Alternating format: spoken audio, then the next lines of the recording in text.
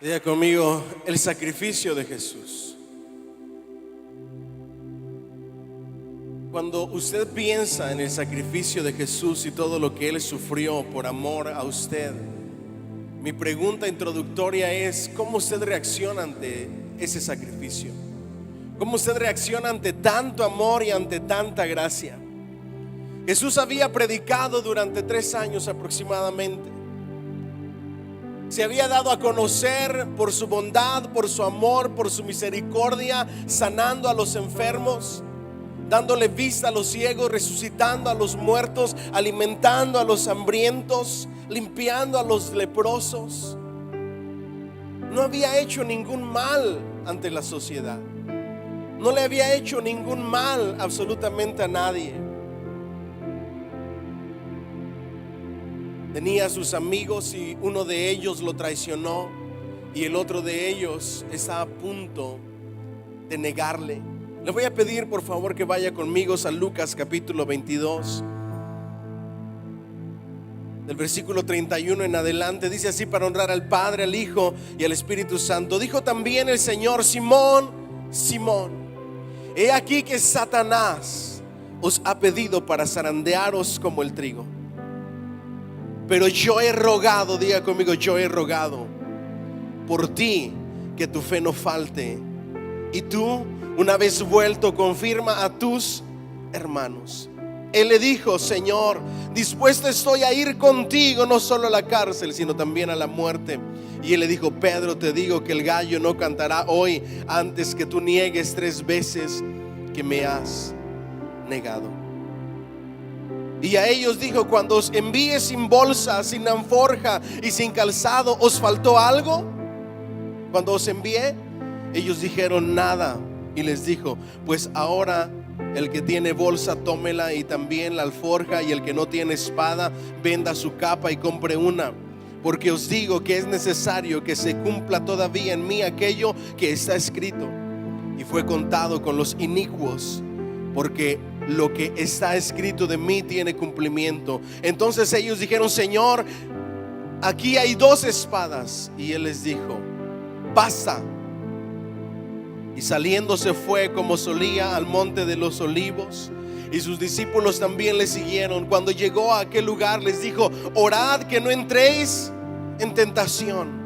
Y él se apartó de ellos a distancia como de un tiro de piedra, y puesto de rodillas oró. Otro evangelista dice que con su rostro puesto en tierra, diciendo: Padre, si quieres, pasa de mí esta copa, pero no se haga mi voluntad sino la tuya. Y se le apareció un ángel del cielo para fortalecerle. Y estando en agonía, oraba más intensamente, y era su sudor como grandes gotas de sangre que caían hasta la tierra. Cuando se levantó de la oración y vino a sus discípulos, los halló durmiendo a causa de la tristeza. Y les dijo: ¿por qué dormís? Levantaos y orad para que no entréis en tentación. Mientras él aún hablaba, se presentó una turba, y el que llamaba Judas, uno de los 12, iba al frente de ellos, el que se llamaba. Y se acercó hasta Jesús para besarle. Entonces Jesús le dijo: Judas, ¿con un beso entregas al Hijo del Hombre? Viendo lo que estaban con él, lo que había de acontecer, le dijeron: Señor, ¿heriremos a espada? Y uno de ellos hirió a su siervo del sumo sacerdote y le cortó la oreja derecha. Entonces respondiendo Jesús dijo: basta ya, dejad. Y tocando su oreja le sanó. Y Jesús dijo a los principales sacerdotes, a los jefes de la guardia del templo y a los ancianos que habían venido contra él: ¿como contra un ladrón habéis salido con espada y palos? Habiendo estado con vosotros cada día en el templo, ¿no extendisteis la mano contra mí? Mas esta es vuestra hora y la potestad de las tinieblas. Y prendiéndole le llevaron y le condujeron a la casa del sumo sacerdote, y Pedro le seguía de lejos. Y habiendo ellos encendido fuego en medio del patio, se sentaron alrededor, y Pedro se sentó también con ellos. Pero una criada, al verle sentado al fuego, se fijó en él y dijo: también este estaba con él. Pero él lo negó diciendo: mujer, no lo conozco. Un poco después, viéndole otro, dijo: también eres de ellos. Y Pedro dijo: hombre, no lo soy. Como una hora después, otro afirmaba diciendo: verdaderamente también este estaba con él, porque es Galileo. Y Pedro dijo: hombre, no sé lo que dices. Y enseguida, mientras él todavía hablaba, el gallo cantó. Entonces, vuelto el Señor, miró a Pedro, y Pedro se acordó de las palabras del Señor que le había dicho: antes que el gallo cante, me negarás 3 veces. Y Pedro, saliendo fuera, lloró amargamente. Y los hombres que custodiaban a Jesús se burlaban de él y lo golpeaban, y vendándole los ojos le golpeaban el rostro, y le preguntaban diciendo: profetiza, adivina, ¿quién es el que te golpeó? Y decían otras muchas cosas injuriándole. Cuando era de día, se juntaron los ancianos del pueblo, los principales sacerdotes y los escribas, y le trajeron al concilio diciendo: ¿eres tú el Cristo? Dínoslo. Y les dijo: si os lo dijere, no creeréis, y también si os preguntare, no me responderéis ni me soltaréis. Pero desde ahora el Hijo del Hombre se sentará a la diestra del Padre, del poder de Dios. Dijeron todos: ¿luego eres tú el Hijo de Dios? Y él les dijo: vosotros decís que lo soy. Entonces ellos dijeron: ¿qué más testimonio necesitamos? Porque nosotros mismos lo hemos oído de su boca. El Señor añada bendición a su palabra. Denle un fuerte aplauso al Señor, por favor. Me gustaría relatarle esta historia con mayor detalles, haciendo una investigación analítica y más profunda acerca de todos estos acontecimientos. Las cosas que los discípulos no habían entendido, que hoy a la luz de la Escritura podemos entender. Jesucristo nos dice: yo sé lo que se siente ser traicionado por alguien. Yo sé lo que se siente que alguien que se llame tu amigo te dé la puñalada por la espalda, que te traicione, que te abandone, que haga cosas que seguramente no te esperarías, quizá ni del peor enemigo. Pero en medio de todo eso nos dice el Señor: yo sé lo que se siente humanamente ser traicionado, y yo soy su consuelo, yo soy su esperanza, yo soy quien le sano a todos y a cada uno de ustedes. Yo no sé qué le provoca eso. Él es nuestro sanador. Diga conmigo: Él sana nuestros corazones.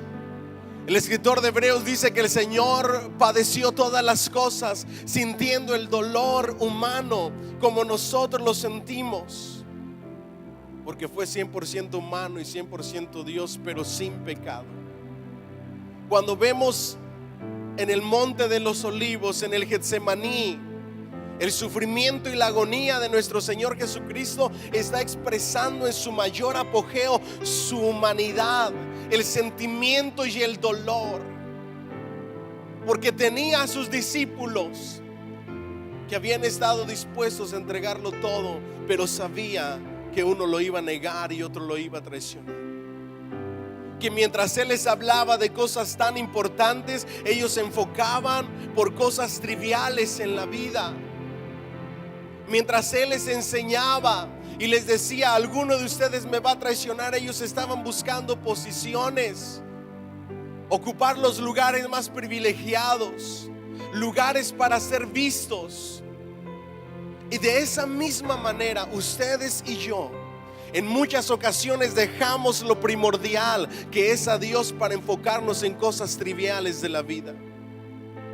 Nos apartamos de Dios y dejamos de buscarle por trivialidades, por el cansancio, por la pereza espiritual, por los amigos. Y podemos reunirnos en todas partes e ir a todas partes, pero cuando se trata de buscar de Dios, elegimos las cosas triviales antes de seguir su palabra. Prefiere sacrificar el tiempo, el día, la hora de Dios, pero no sacrificar la televisión, no sacrificar la cama, no sacrificar las distracciones, porque decidimos enfocarnos en las cosas temporales antes de enfocarnos en las cosas eternas. Y hoy Dios nos está enseñando y nos dice: es necesario que ustedes entiendan y se reenfoquen como iglesia, que ustedes han decidido seguirme a mí y no seguir el sistema de este mundo. Mi pregunta para ustedes, mis queridos hermanos, es: ¿a quién estás siguiendo tú? O mejor dicho, ¿qué es lo que estás siguiendo? Si así como nos alimentamos humanamente esta barriguita, alimentáramos nuestra vida espiritual, seríamos más eficaces y más fuertes espiritualmente. Porque todos los días hacemos taquizas, todos los días comemos bistec, todos los días hacemos unas carnes asadas impresionantes. Si de la misma manera como nos alimentamos físicamente, alimentáramos nuestra alma, nuestra vida estaría fundada sobre la roca y nos daríamos cuenta que seguir a Cristo vale la pena y que buscarle es lo más glorioso que puede haber. ¿Alguien dice amén? Toca al que está a tu lado y dile: deja de poner a un lado a Jesús por las cosas triviales de la vida, por buscar la fama, por buscar el reconocimiento, por buscar las cosas que satisfacen la carne, las cosas temporales.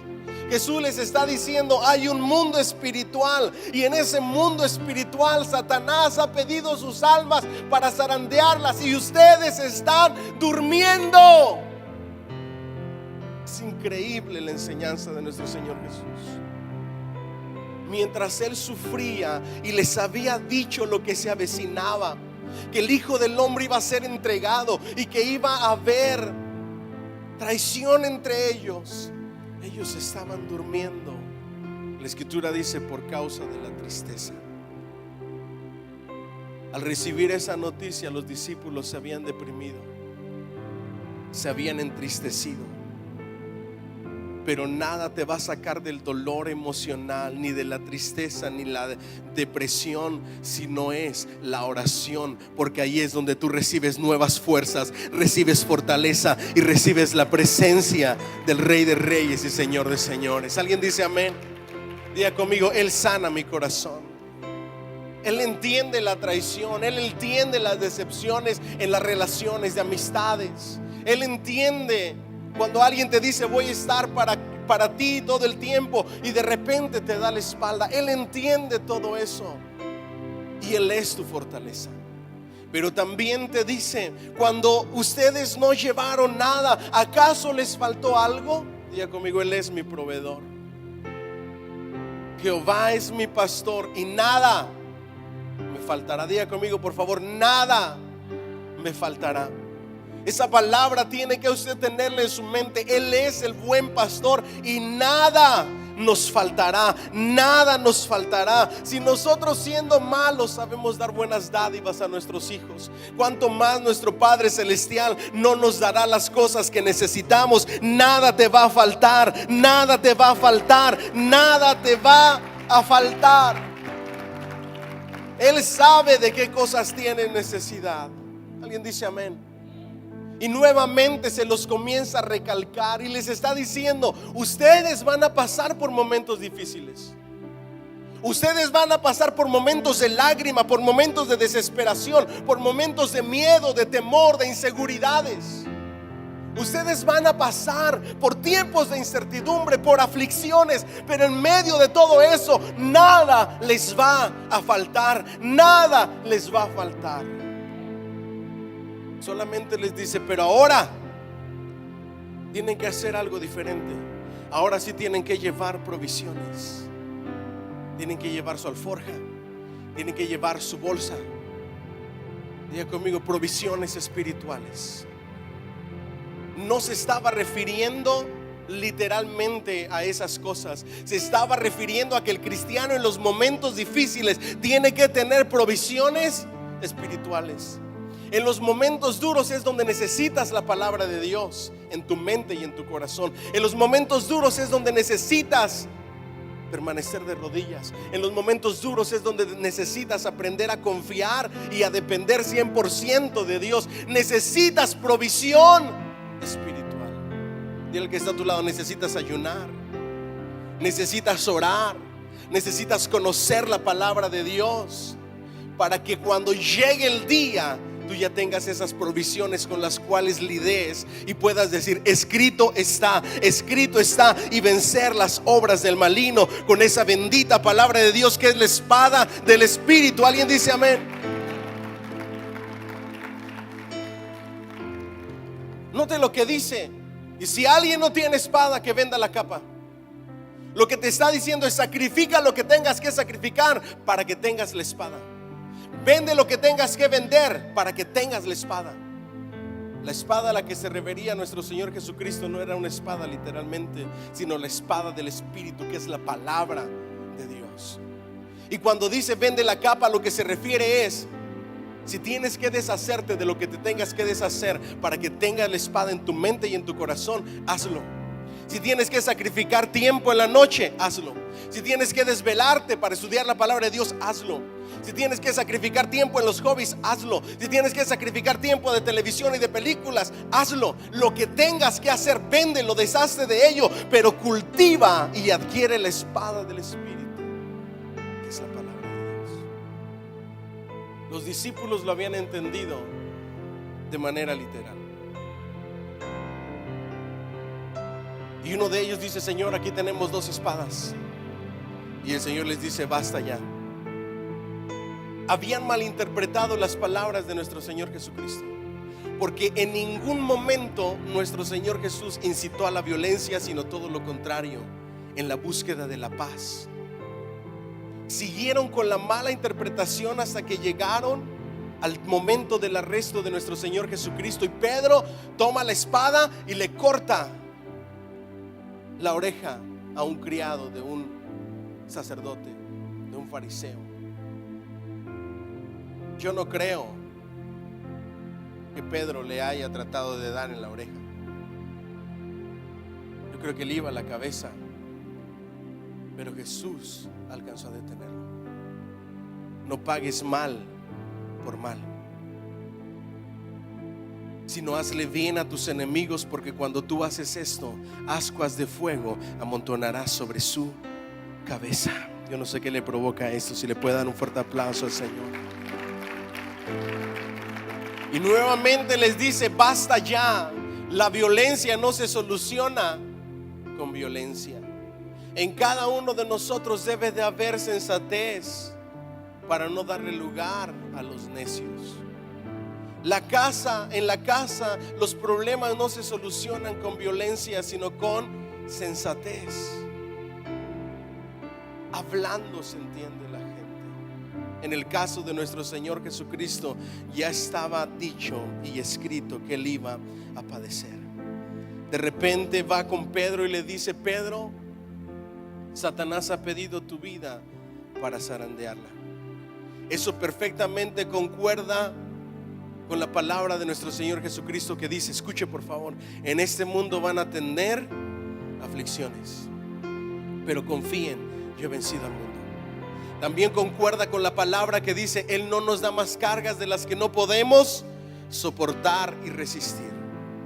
Cuando la Biblia, la Escritura nos dice: ha pedido tu vida para zarandearla como al trigo, no es cualquier cosa, es zarandeo. Pero ¿sabe qué es lo bonito de todo esto? Que Él te toma, mira tus músculos, mira la fuerza de tus hombros y pone un balance para no darte cargas que tú no puedes cargar, que no puedes soportar, que no puedes resistir.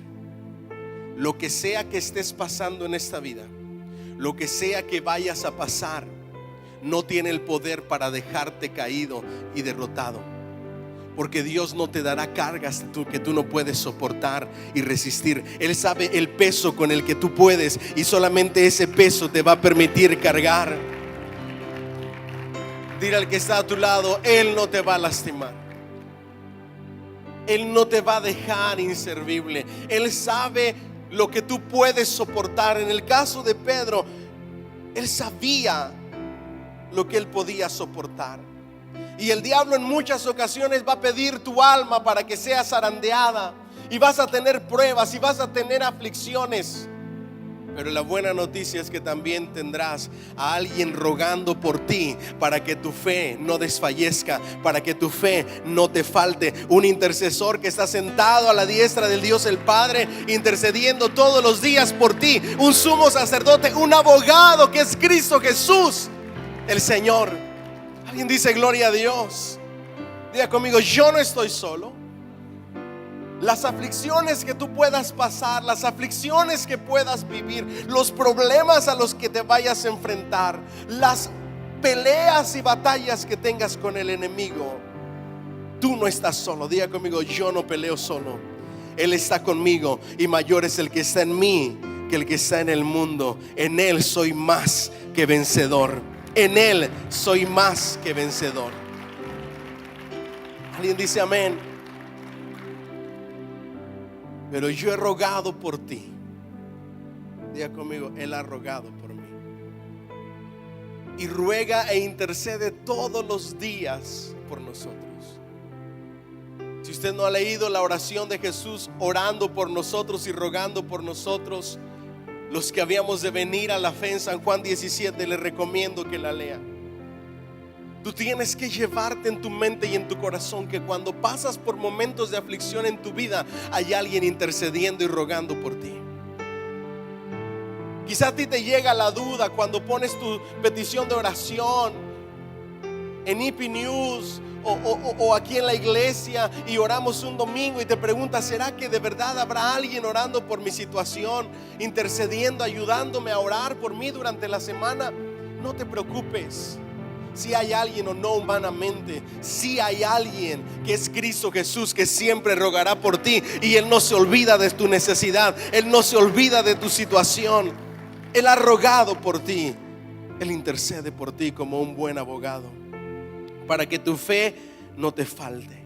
Ojo, estas palabras tienen mucho significado, y le voy a pedir que me preste toda la atención del mundo en estas palabras. Para que tu fe no te falte. No significa que te va a quitar o va a hacer a un lado los momentos duros, o los momentos de aflicciones, o las situaciones difíciles, sino que en medio de ellas va a renovar tus fuerzas y te va a dar fortaleza, para que permanezcas firme y tus fuerzas no te falten, para que no desmayes.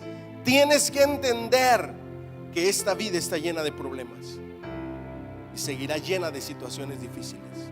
Y Dios nunca prometió hacerte pasar a un lado de los problemas. Sé que hay muchos predicadores que te dicen, si tú pactas, el enemigo no te va a poder tocar. Si tú haces esto, el enemigo, eso es antibíblico. La escritura dice que sí vas a pasar por momentos difíciles, pero que en medio de ellos Él va a ser tu fortaleza, que Él va a ser tu amparo, Él va a ser tu escudo, Él va a ser tu refugio, Él va a ser tu ayudador. En medio de ellos Él te sostiene, Él te renueva tus fuerzas cada día, para que tú salgas victorioso, para que tu fe no te falte. Y tú, una vez vuelto, confirma a tus hermanos. Y él le dijo, Señor, dispuesto estoy a ir contigo. Pero después nuestro Señor Jesucristo está en el monte de los olivos, en el Getsemaní. Cuando llega a aquel lugar, Él comienza a orar y les dice a sus discípulos, oren, oren, sigan mi ejemplo, oren. Dile al que está a tu lado, ¿y tú por qué no oras? ¿Sabe por qué es tan fácil que la gente se ha llevado como las olas del mar por cualquier viento de doctrina de un lado para otro? Por la falta de oración. ¿Sabe por qué hay tanto desánimo en las iglesias? Y tanto desaliento y desesperanza, sin querer venir a buscar de Dios, sin querer ir a la iglesia. ¿Sabe por qué hay tantos desertores en la iglesia? Por la falta de oración. Porque en lugar de orar están durmiendo. Diga amén o diga ay Señor. Mi pregunta es, ¿será que ustedes es de los que ora o de los que están durmiendo?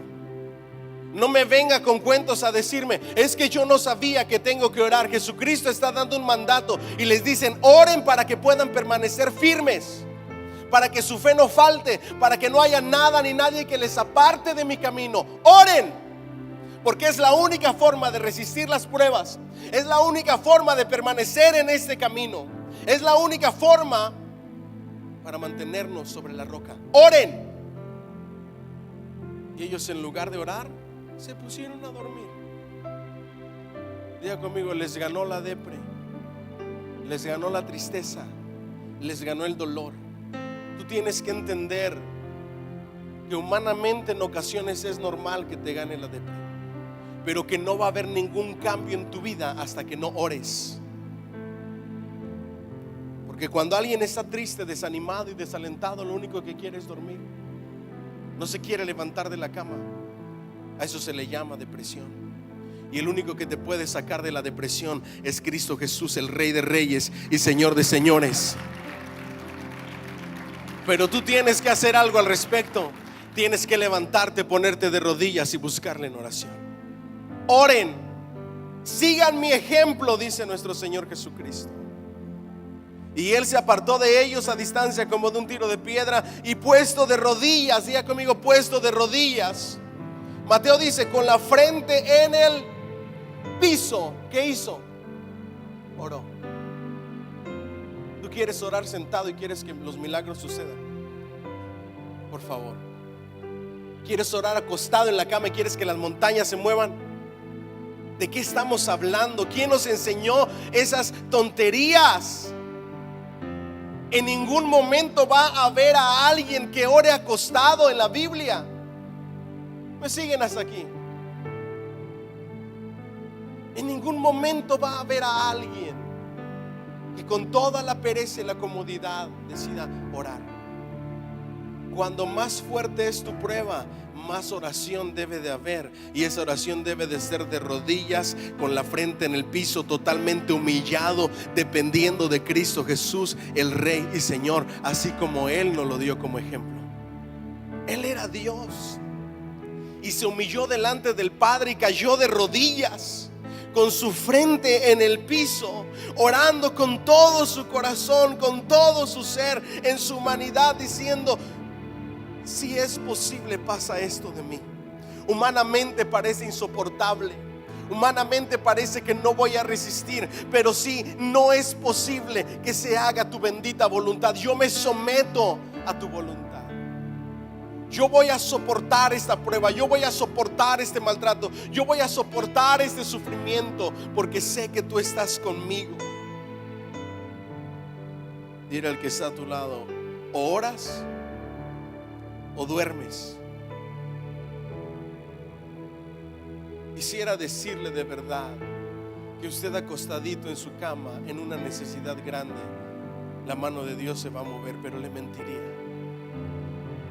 Toda persona que ha movido la mano de Dios para milagros, señales y prodigios han caído de rodillas, postrados delante de Dios, como aquella mujer del flujo de sangre, como aquel hombre que estaba ciego, como aquella mujer prostituta. Nuestro mismo Señor Jesucristo cayó de rodillas con su frente en el piso, rogando y suplicándole a Dios que le diera fuerzas. ¿Cómo es posible que por la cabeza te pase que tú puedes con tus propias fuerzas? ¿Cómo es posible que pienses que tú puedes solucionar todos los problemas que vengan en la vida? Deja de luchar con tus propias fuerzas. Deja de depender solamente de ti y comienza a cederle todas tus preocupaciones y tus temores a Dios, y verás cómo Él te renueva cada día y te da nuevas fuerzas. ¿Alguien dice amén? Padre, si quieres, pasa de mí esta copa, pero no se haga mi voluntad sino la tuya. ¿Qué palabras? Diga conmigo: no mi voluntad sino la tuya. Hoy vivimos en tiempos en que la gente quiere obligar a Dios con sus oraciones, con sus siembras, con sus pactos, con su dinero. tienes que entender esta verdad bíblica. A Dios no se le obliga con nada. La única forma que Dios mueve su corazón a misericordia es un corazón contrito y humillado, que Él no va a despreciar nunca. A Dios no lo puedes comprar. Él no cumple caprichos, Él suple necesidades. Quiero que usted entienda bien esto. Él no cumple caprichos, Él suple necesidades. Él sabe de lo que tú tienes necesidad y las va a suplir. Hay gente que le encanta que se le cumplan los caprichos. Usted no sabe cuánta gente se enoja conmigo porque no le cumplo sus caprichos. Y es que yo como pastor, yo no vengo a hacerle caso a usted, vengo a hacerle caso a aquel que me envió, aquel que me llamó, al Rey de Reyes y Señor de Señores. ¿Alguien dice amén? Él es mi guía, Él es mi director, a Él yo debo de obedecer. Él es el que nos enseña su bendita voluntad. Yo no estoy aquí para cumplirle caprichos. Yo no estoy aquí para predicarle lo que usted quiera escuchar. Yo no quiero hacerle perder el tiempo. Quiero enseñarle una gran verdad, y esa verdad es que usted se tiene que someter a la voluntad y al plan de Dios, por más doloroso o triste que sea. Usted va a pasar por esa copa en ocasiones.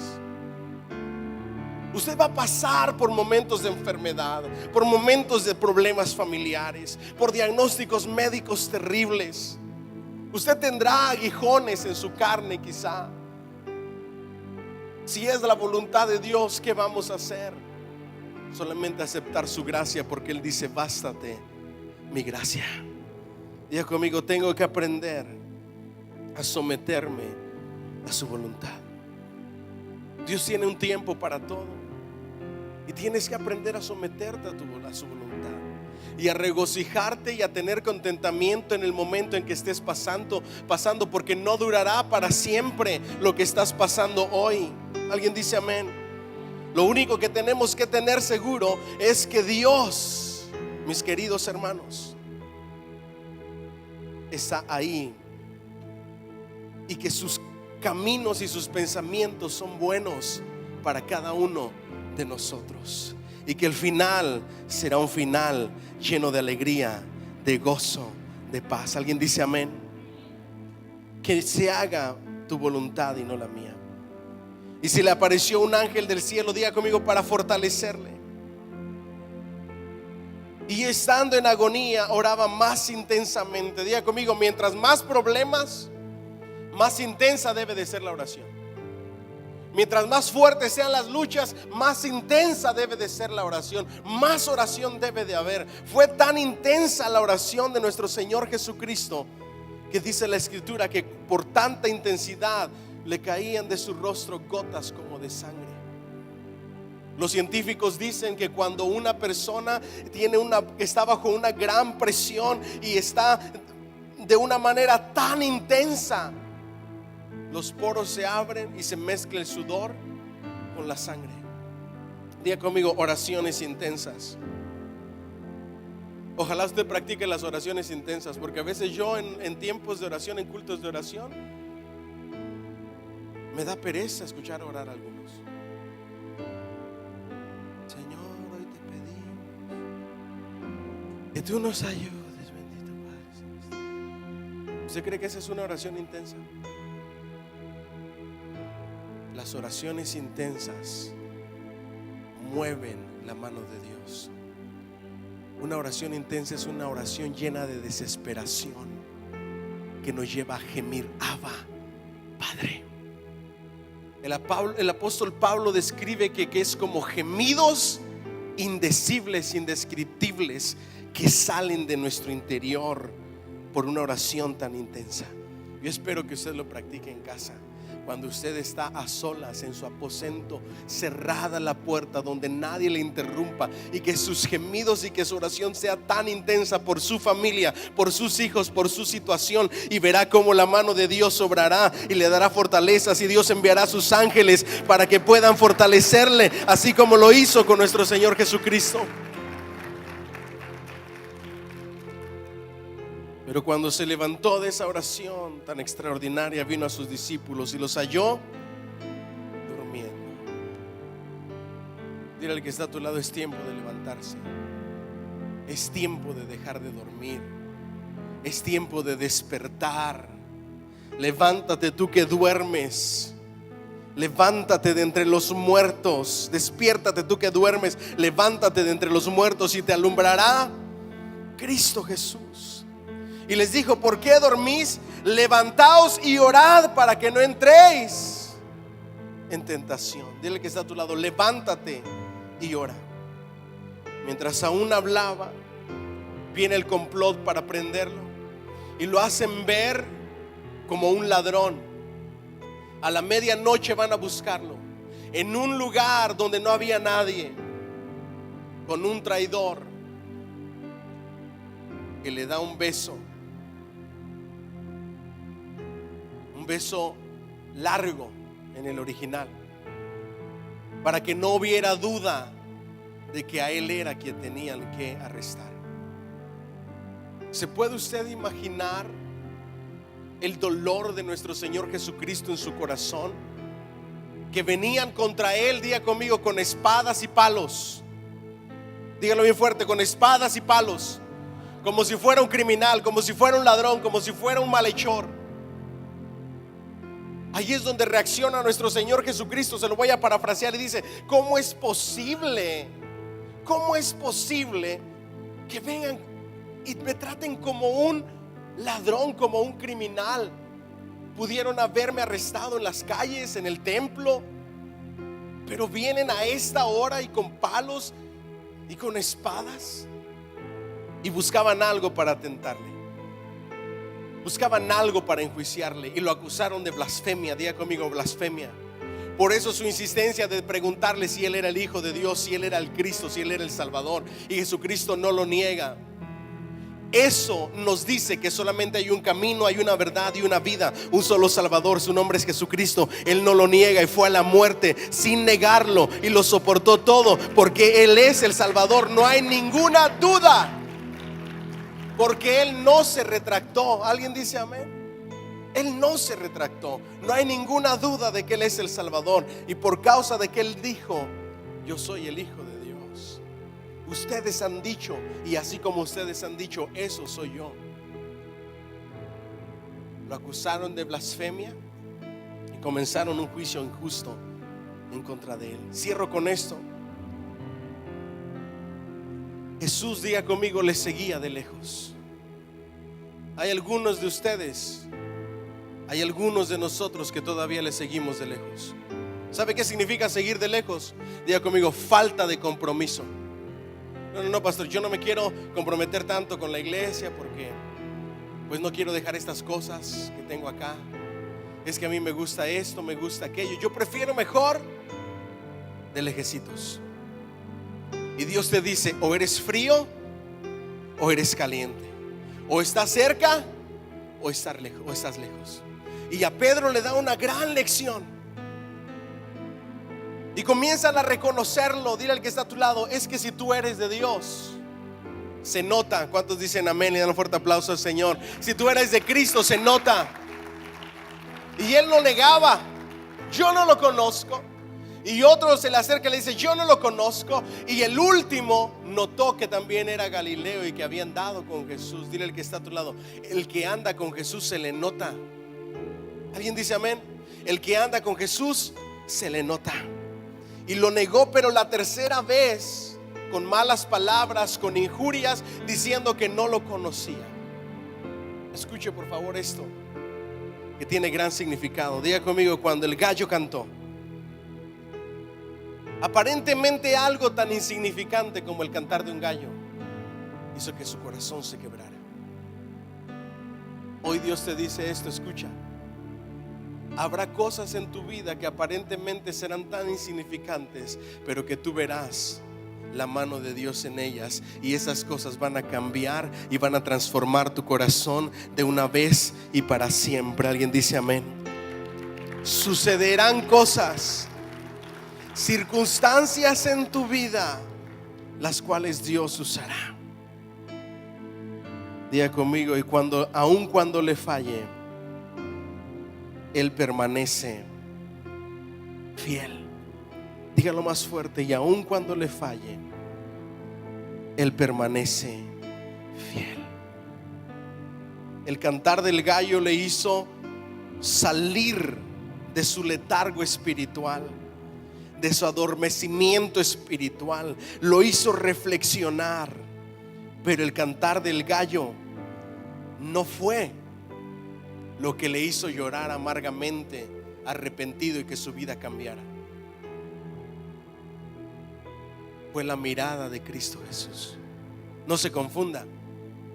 El cantar del gallo fue como una alarma que lo hizo reaccionar, pero lo que le cambió la vida fue la mirada de Jesús, así como nos la cambió a nosotros, y día a día nos la sigue cambiando con su mirada llena de amor, de gracia, de misericordia. ¿Alguien dice amén?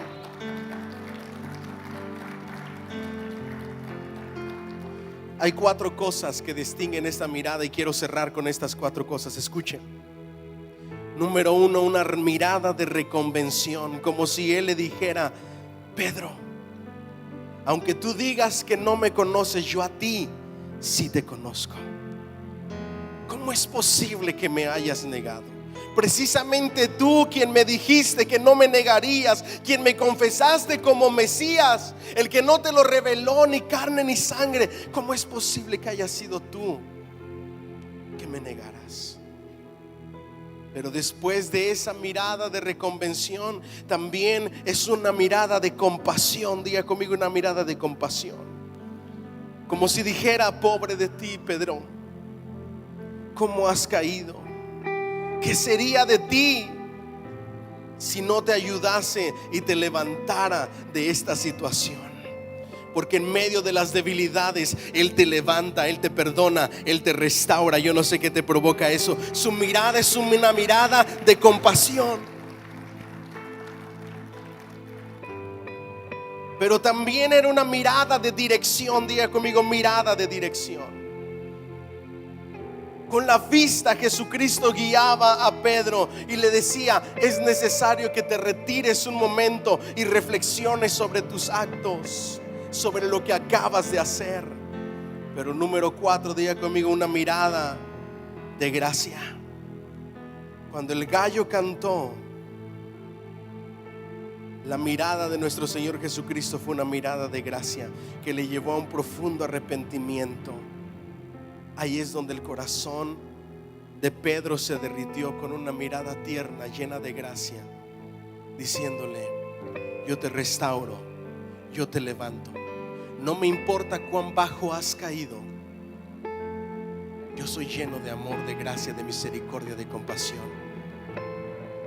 Te hice reflexionar y de ahora en adelante tu vida no será igual. Pedro se arrepiente y después entregó su vida por amor a Cristo Jesús, nuestro Rey y nuestro Señor. Dile al que está a tu lado: valora su perdón, valora su amor, valora su gracia, valora su misericordia, valora su exhortación.